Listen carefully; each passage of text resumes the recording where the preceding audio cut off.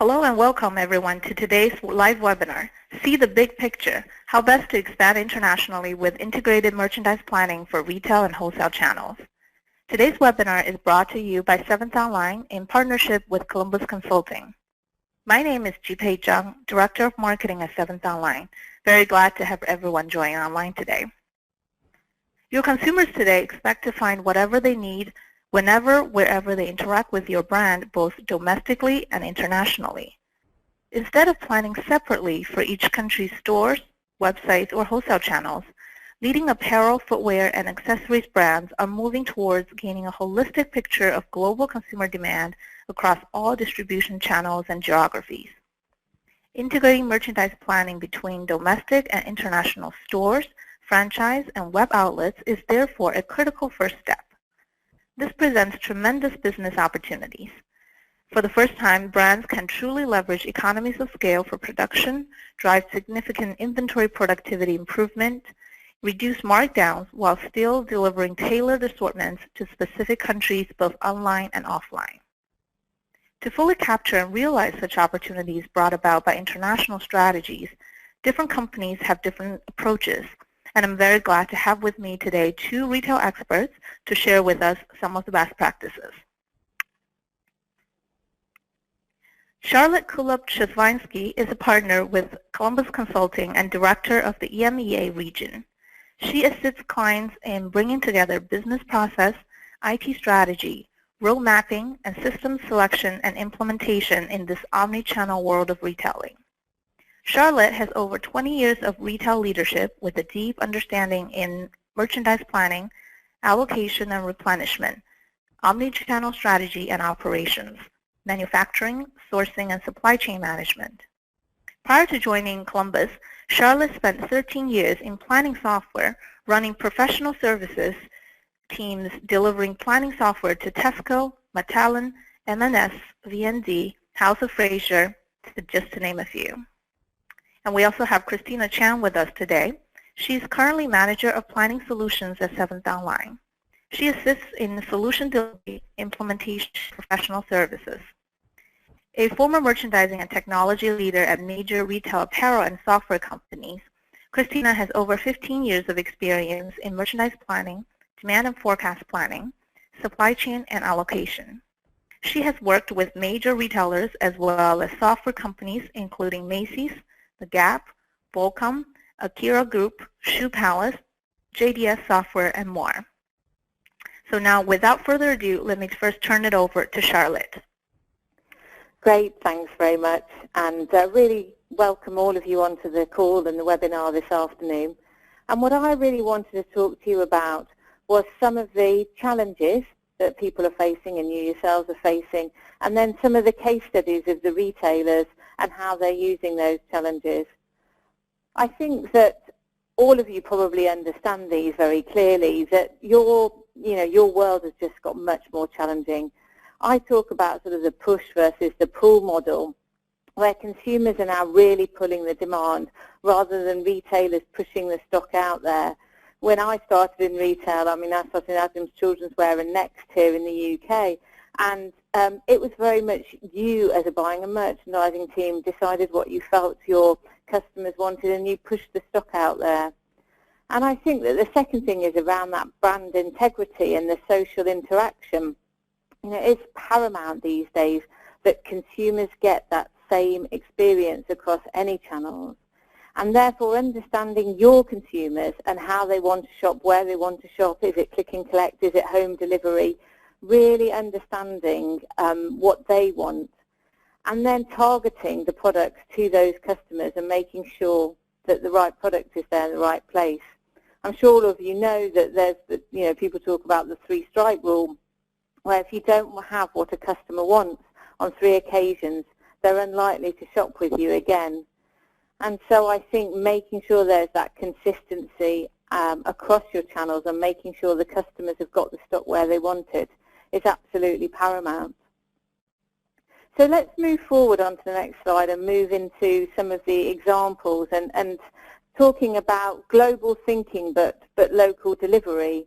And I'm sure all of you are aware, and maybe there's a few of us from different parts of the globe here today on the webinar, that the world is just getting smaller, and some of those big brands are just getting bigger, and the brand recognition now across the globe, probably down to social media and some of those other things, you know, that we all understand. And so if you think about some of the winners, people like Burberry, you know, last year at London Fashion Week, they launched smart personalization, where they were embedding digital chips to unlock bespoke content, because they wanted those, as they would describe them, millennial customers to come to their store and understand it. And then H&M, you know, very much in the forefront of things. They launched other brands within their stores, and they've dressed Helen Hunt in the past at the Oscars, and they're focusing on beauty and new brands. And so they're giving a bigger offering out there in the marketplace. And I don't know whether all of you are aware of John Lewis, but John Lewis really, really hit the customers with their price match, and it was Never Knowingly Undersold. And now on the fashion side, they've brought together Never Knowingly Underdressed. And before, fashion wasn't such a large part in John Lewis, but now it really is. And fashion sold up to 1.1 billion. And then some of the more challenged ones probably in the new landscape. If you look at J. Crew, and I don't know whether all of you can see the screenshots, but that's the same product on the UK website and the US website. And interestingly enough, it's the same price for both products. And I think that that's a challenge for consumers, and they check. So what about omni-channel opportunities? When I was at Next, we were fortunate to have a catalogue, and so we could have early previews, and we could understand what products might work in what channels. But we had to make sure that we had the right products, whereas it was website, catalogue, store, might be home shopping, into all those different markets. And where did returns factor into this? I've seen quite a few articles recently about the effect of returns, and when bricks and mortar retailers move into the world of e-com and omni-channel, they're really shocked at the surprise of the returns. I mean, when I was at Next back in the 90s, you know, my returns rate was 60% because I did trousers, and so people always ordered 3 and sent back 2. But I think for those people that move into the omni-channel world, how do you cope with returns? How do you plan those back into your planning process to make sure you're not buying too much stock? And also with the omni-channel, what sizes should you stock? So stock bigger size ranges on your e-com and smaller size ranges in the stores. Should it be that some of your franchise partners and your international markets are needing different size ranges because people in those countries are different? So I think when you're a global retailer and when you're in this multi-channel world, you have to really think sometimes even down to the size level about where you want to plan, how you want to send products out to market, and what are the size ranges like and the demographics like in those areas that you're supporting. So if we move to the next slide and look at the connected customer, and the thing about personalised shopping, and I think this is very difficult for retailers sometimes to get their head around, and this plays into the assortment part of any planning situation, and obviously someone like Seventh Online has a great assortment module, but I think that personalisation, a lot of people would want to do one-to-one personal shopping, but obviously that's not possible. So assortment planning tools really help you start targeting to your customer, and it might be that you simply start with maybe value awareness.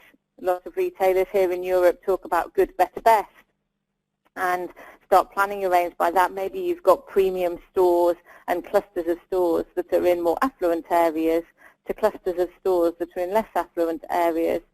It might be that you've got stores or channels where it's very fashionable and you want a more fashionable approach, or is it about gender? Again, I think the thing that I'm hearing a lot in summits that I go to, I went to an international expansion summit recently, the brand image and the brand communication is really important when you're targeting those customers to make sure that the experience is the same and the choice is the same. But it could be that in a lot of territories where you play, people want different types of products. It could be even that it's just different climates, southern hemisphere versus northern hemisphere. So really thinking about those consumers and where they shop and what products they want, and as I've said, the availability and the sizing and the choice that they can have. So then if we move to the next slide and start thinking about how then do we look at demand, supply, and the product. And I've tried to sort of simplify it in a pictorial diagram where you've got those three bubbles and really where the link points are. So that customer-centric merchandising that we just talked about with the personal shopper, very much over on the demand side. And then demand and supply are obviously very much linked together to provide that availability in the on-shelf, or if it's catalogue, the available to promise for a catalogue business. And making sure that you've got those agile networks to respond very quickly to the demand. And in the middle there, the store, multi-channel operations and the product development. And I'm seeing much more within retailers now, rather than separate teams, maybe managing different parts of the globe or different parts of the business. They're really looking to look at global merchandisers and global buyers. I've been working with Mothercare, a large children's wear retailer here in the UK, and they have a very distributed network that they have to supply to, both with franchise partners and their own stores with differing needs. But they took the decision a couple of years back to have a global buying and design team that have to understand anywhere where they sell their product and what the needs are. And given that quite a few of their products in the fashion areas are own label, the product and the product development has to really think about what does the globe need at different points in time and what do our franchise partners need. And then in things like home and travel and toys, it's working with the brands to make sure that they offer the right products out to those markets as well. And so I hope through that simple diagram you can understand the touch points between the two. And then if we move on to the next slide and start looking at integrating planning and where does product life cycle fit into this, I think that all of you are aware that no company can survive without a healthy bottom line. And a lot of people are broadening the width of offer. And so it's really important that the product life cycle management works, and having a healthy and robust solution and LinkedIn solution, say with something like Seventh Online, is very, very key now. And to integrate all those processes together, people are talking about, the critical path or the supply chain, and every week you can save on your supply chain can deliver you about 0.25% additional margin. So it's very, very critical that your planning and your life cycle management are together, and it can be as agile and as efficient as possible, and make sure you've got that full end-to-end visibility and communication and collaboration with your supply base. So then if we move into, again, more of the integrated planning, I think that it's critical to sort of bridge the gap between the creative process and the business process.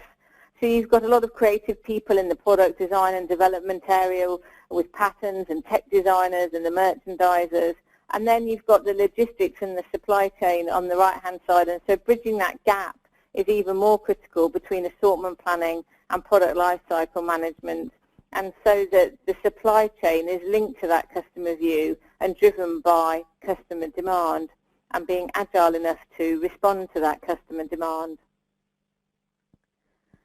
And, if we move on, the next age-old adage of, it's always been about right product, right place, right time, right size, etc. And I think more so when you're planning a successful international merchandising strategy, that it's right about bringing those things together. And as I said, I think it's even more important about flexing assortments maybe to take in local tastes as well. So what does that mean to the demand and fulfillment flow? And this diagram really sort of is trying to show the physical flow from the supply chain, going from your manufacturers, your suppliers, your warehouses, then your channels and out to the customer, and the physical flow of stock. And then obviously back the other way, you've got the demand that's coming back from consumer demand back into the channels to demand where you're going to move the stock between the warehouses, back then to the supply chain demand, and linking that then to the service levels that you want to try to achieve, and what service level is right for you, and what stock positions, how much forward cover and what's your availability like to try and service those customers, and how much stock are you going to have in each part of those supply chain processes. So really, finally, sort of summarising up, what are the retailers' needs and what are your needs about omni-channel or multi-channel, or is it just retail, to be honest? As I said, I think it's about that consistent brand image. When I was at the International Summit recently in London, everyone talked about having that consistent brand image across the globe, and that's quite hard when some of your channels or your facings are actually a franchise partner, but it's making sure that it's the same no matter whether a customer is in an airport in Dubai or back home maybe in the US or the UK. And then integrating your solutions rather than maybe trying to deal with all of this on separated spreadsheets or many multiple systems, trying to have one system that helps to support those processes and understanding those multiple shopping points. Having that flexible supply chain and being able to see the total picture and understanding your customer habits. But I think one of the quickest wins probably is about having a really good assortment planning tool that can help reflect your customer profiles. As I said, maybe that's just segmenting by climate or customer profile in terms of good, better, and best, and clustering your stores according to the size and shape of your stores as well as their revenues might help you sell more products at full price and lesser markdown, and having that consistent pricing and promotion strategies and making the consumer feel like they've had one-to-one marketing. But obviously you haven't done that. You've just clustered and graded the stores together to make sure that you've put the right product for those customers' needs where they want them. And so if we go back to that final slide that I put right up at the beginning about the challenges, hopefully you can see throughout my short presentation that just some hints and tips about how to move forward and make sure that you do have that brand integrity and you do start fulfilling consumers. I think to have an integrated planning and supply chain process, and as I said, that's quite hard on spreadsheets, so probably with some sort of planning solution supporting it, I think helps you really have that foundation to move forward and where you want to go. So thank you very much, and now I'd like to hand back. Great. Thank you so much, Charlotte, for your great insights. Now let's turn it to Christina from 7th Online. Thanks, Jupei.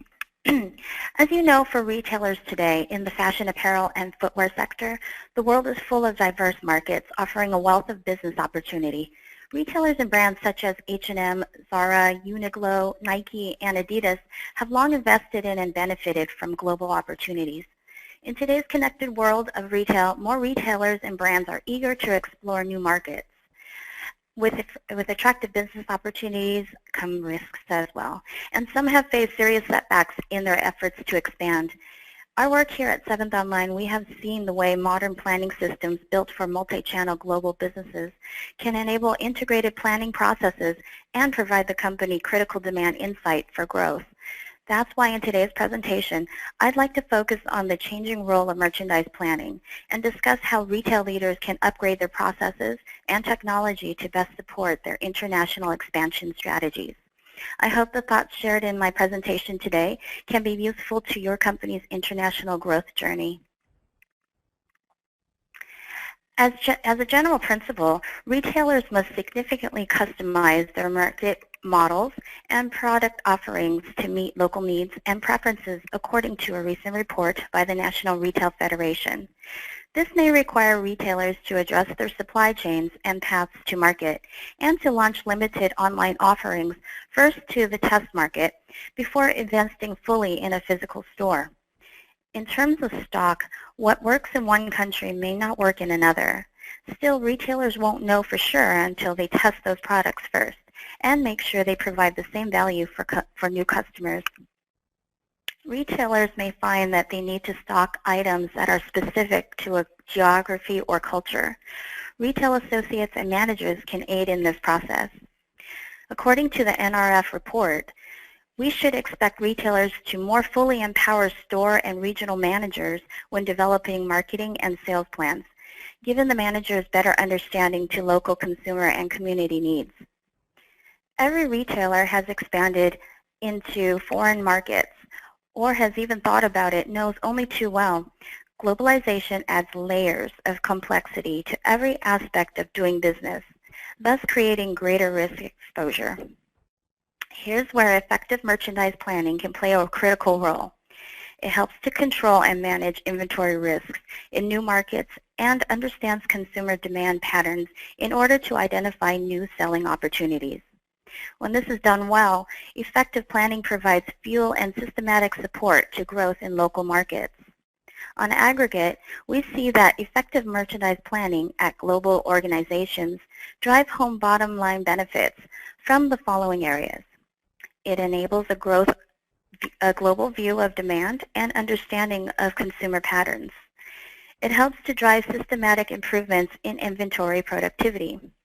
And it helps to better align global supply chain with regional demand. As outlined in this slide, there are multiple ways to expand internationally. Different strategies impact the planning process differently with different inventory implications. In going global, merchandise planning leadership within a company needs to be proactive about adapting their current planning technology and processes in order to be successful. Brands and retailers can enter a market as a wholesale distributor, supplying products to local retailers and other businesses for resale or use. Some choose to distribute their branded products to consumers through a strategic licensing agreement with a domestic retailer. This gives the domestic company the right to sell the brand through its own stores, enter into shop-in-shop arrangements with other retailers, or distribute the brand to its franchises. Many retailers prefer franchising rather than licensing to expand quickly and to better maintain the integrity of the brand by imposing strict guidelines on how the product is merchandised and marketed. Franchising allows for great potential variation in the level of control that the retailer has over the entire business concept and method of doing business, relinquishing primarily the front-end competence in the marketplace to the local operator.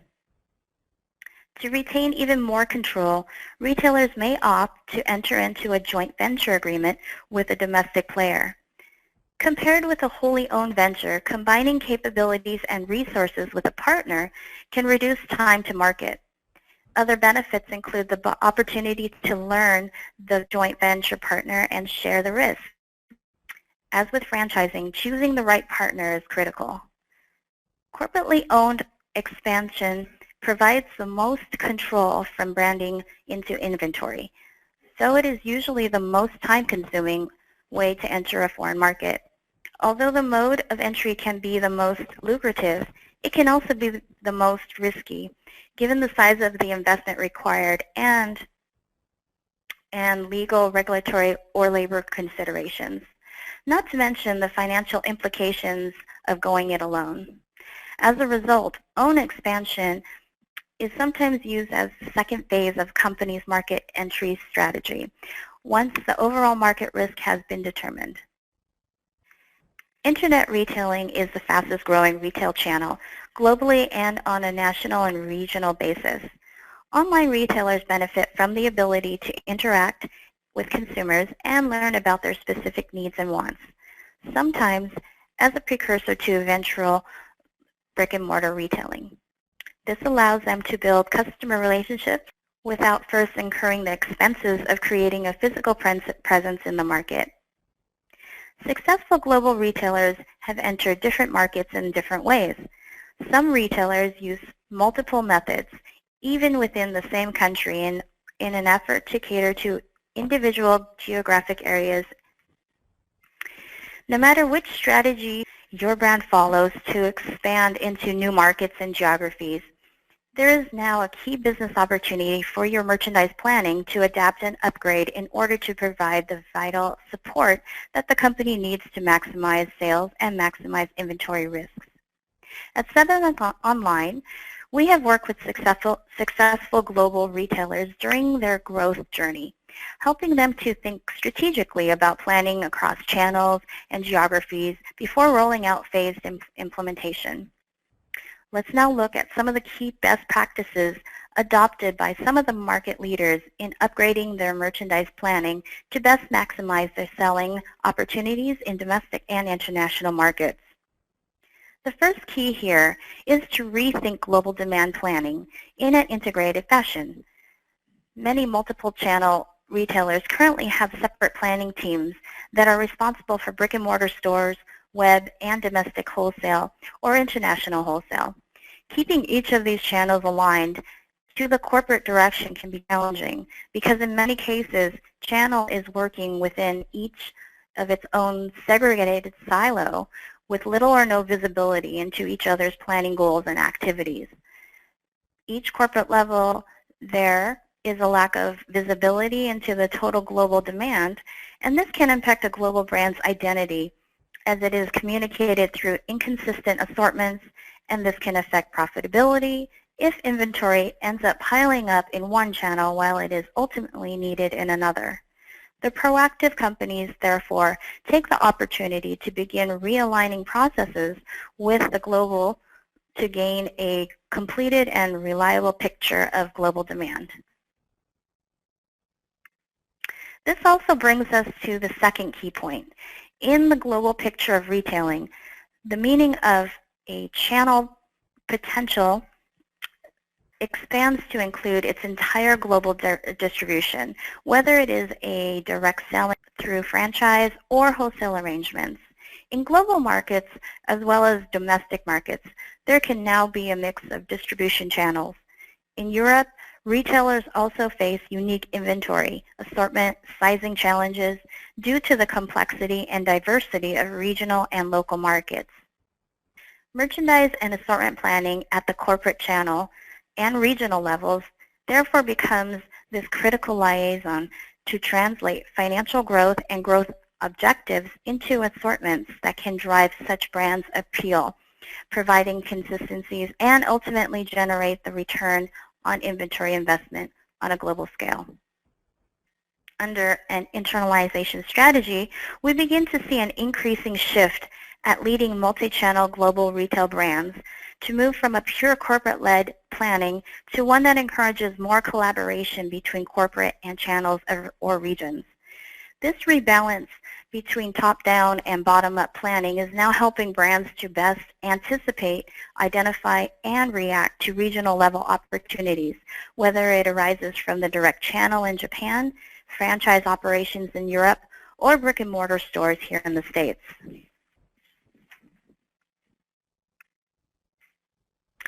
We at 7th Online support a company's move toward an integrated planning process in a strategic direction from top-down merchandise planning, culminating with line creation, to bottoms-up assortment planning and in-season management. At these organizations, they begin to allow regions to create their own top-down merchandise plans, which they will then roll up and compare to the corporate merchandise plan. The idea here is that the regional planners are closer to the customers and will have a better understanding of what their customers desire from the brand. The regional planners also have much better knowledge of the marketplace as it pertains to customer trends. What may be growing category in the U.S. may not be the best opportunity in China or Australia. Similar to the regional planning process, many companies are conducting planning separately for their brick-and-mortar, web, and wholesale channels. Being able to provide visibility between these planning teams can create ultimately linked plans, allow vertical companies to better understand to respond regionally and channel-specific opportunities. Being able to integrate planning by region or channel ultimately allows a company's merchandise planning process to be highly aligned with the consumer's preferences. Merchandise plan therefore becomes a type of a consensus plan. The same principle can be used for line creation as well. Many global companies realize that a standard assortment for all regions and channels will not satisfy today's consumer. Some brands have started to allow certain regions to have a percentage of their buy be customized to their specific needs. These companies allow these regions to design and manufacture the product directly, with the corporate office reviewing and approving the designs. Creating these regional assortments that complement the global or corporate assortment is just one way of connecting the brand to the consumer. Once the lines have been finalized, forecasting demand for each style, especially the global styles, become vital in order to optimize inventory productivity. Retailers historically have relied on point-of-sale data to evaluate the success of a style or category of business. But in the digital age, we see retailers working closely with their marketing departments to try and understand their shifting consumer preferences and begin to incorporate forward-thinking analysis to complement the historical results. Allowing regions and channels to help determine category consumer demand, as well as potentially determining regional assortments specific to their customer, is where we see the future of planning within an organization that wishes to connect to their consumer in today's world. In order to move from a solo planning environment to one that is integrated and global companies need to invest in modern planning systems instead of fixing up existing Excel spreadsheets. Specifically, they need to look for modern planning systems with the following characteristics. Firstly, given the complex multi-channel business model, many global players realize the importance of investing in a planning system that have native solutions built for the retail, e-commerce, as well as wholesale business models. Many solutions out there today are largely store-based retailing planning systems, but not so many have robust wholesale planning solutions. Force-fitting a solution built for retail to manage wholesale account-based planning have led to notable implementation failures in the industry. We at 7th Online have developed robust solutions to address the unique inventory and planning challenges for wholesale, retail, and web businesses. They are built from the ground up and fully integrated so that a multi-channel retailer no longer needs to juggle with disconnected data and systems for global demand planning. Secondly, choosing a solution with a strong fashion, apparel, footwear, and accessories is key.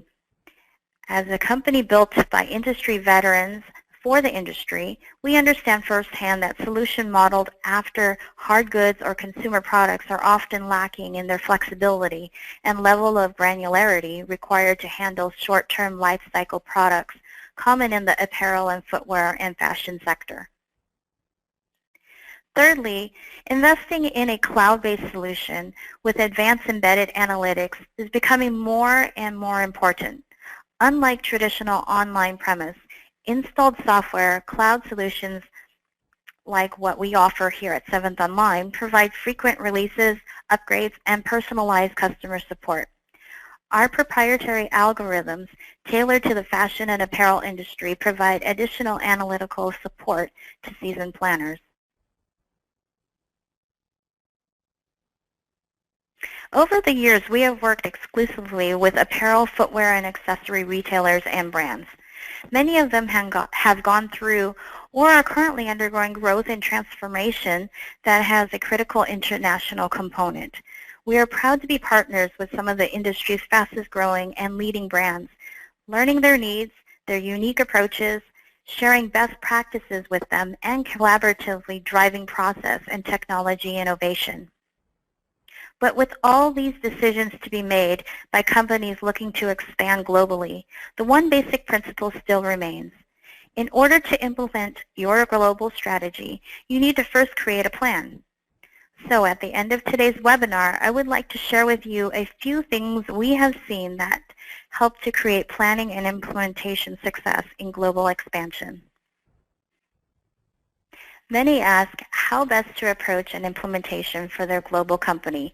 Is it better to go for a big bang method, meaning should we implement all planning processes throughout our entire organization in one fell swoop?